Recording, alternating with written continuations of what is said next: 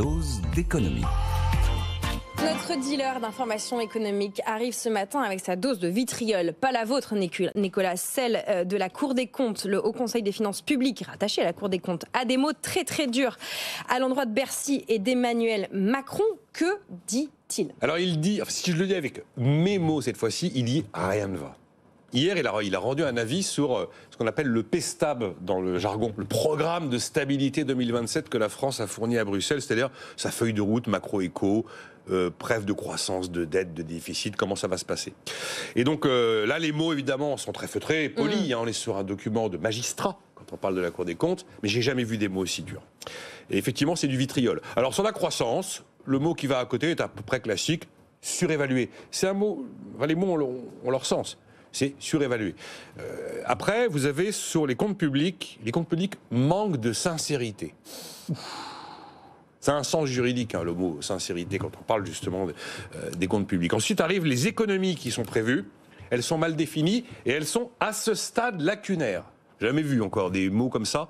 Et enfin, la trajectoire de retour sous les 3% de déficit public en 2027 manque de cohérence.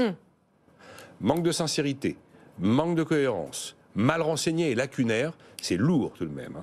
Et pour paraphraser, les experts de la finance à Bercy, dans ce genre de situation, diraient que la trajectoire de nos finances publiques et de notre macroéconomie, c'est un oiseau qui ne vole pas.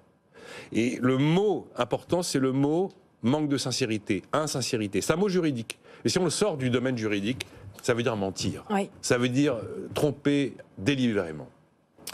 C'est lourd quand même. Est-ce que vous savez comment ce Haut Conseil des finances publiques, rattaché à la Cour des comptes, justifie d'être aussi critique, d'être aussi sévère au sens juridique et puis au sens où on l'entend plus communément? Il y a deux éléments. Le premier, c'est le chiffre inatteignable. Vous voulez être en dessous de 3% de déficit public, bon, d'abord il va falloir renseigner vos économies et qu'elles sortent du côté lacunaire. Et puis il en faut 65 milliards d'aujourd'hui à 2027. 65 milliards d'euros d'économie, on n'a jamais fait ça.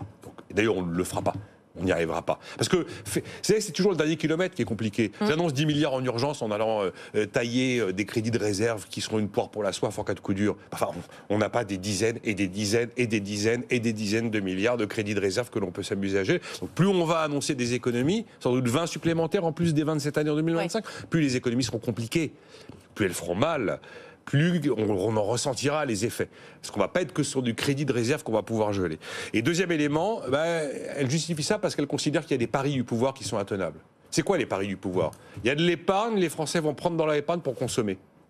Rien depuis 4 ans. On a créé des emplois, a priori, on va quand même réussir à avoir un niveau d'emploi qui va se tenir. Pas du tout évident, ça. On a perdu des gains de productivité depuis 2019, mais ils vont revenir. Je ne les vois pas venir, moi. Et puis le commerce mondial, il va résister. Et quand vous faites 4 paris comme ça pour justifier vos espérances de croissance et de dynamique économique, vous faites des paris un peu audacieux. Voilà ce que dit en gros, pour parler comme les jeunes, le Haut Conseil des finances publiques.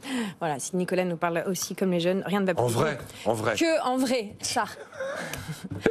Que préconise ce Haut Conseil des finances publiques pour rendre cette feuille de route de l'exécutif plus crédible? Parce que la critique est facile, mais maintenant, est-ce qu'ils ont des solutions? Oui, ils ont 2 solutions. Un, vous tenez pas parole et vous abandonnez les 3% de déficit public pour 2027. Ou alors vous tenez parole. Mais dans ces cas-là, vous allez renseigner les 65 milliards d'euros d'économie et vous allez indiquer, parce que 65 milliards d'euros d'économie en quoi? 25, 26, 27 3 ans. C'est récessif. À ce niveau-là, avec des montants pareils, autant la dépense publique n'est pas un moteur de croissance et d'activité, mais enfin, quand on entaille 65 milliards, c'est récessif. Donc vous en renseignez les milliards et vous renseignez les effets de décélération que ça aura sur l'activité, donc vous révisez sensiblement à la baisse, prévision de croissance. Première recommandation. Deuxième recommandation, vous arrêtez immédiatement toute promesse de baisse d'impôts. Donc ça veut dire qu'en 2025, vous ne faites pas les 2 milliards promis aux classes moyennes et vous ne faites pas la poursuite de la suppression de la CVAE dans les impôts de production promis aux entreprises. Voilà ce que dit la Cour des comptes. Après, il y aura un débat, mais sans vote à l'Assemblée nationale, sur ce programme de stabilité, ce PSTAB, qui se tiendra le 29 avril. C'est bien, ça me fait du gras à moudre pour Gabriel Attal sur BFM TV ce soir. Rendez-vous donc ce soir, vous l'avez entendu, sur BFM TV. Merci beaucoup Nicolas, que vous pouvez retrouver en podcast et en replay et sur YouTube d'ici 20h50 sur BFM TV ce soir.